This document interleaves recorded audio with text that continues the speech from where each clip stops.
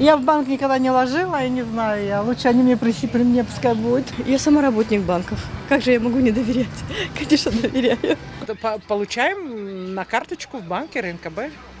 И доверяем, что делать. Вынуждены. Потому что это удобно. Идешь платить за коммуналку или там в магазинах товар этот, легко это расплатиться. Я не пользуюсь банками.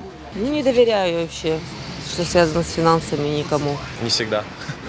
Да, потому что проценты на кредиты большие, и с кредитными историями не всегда все понятно.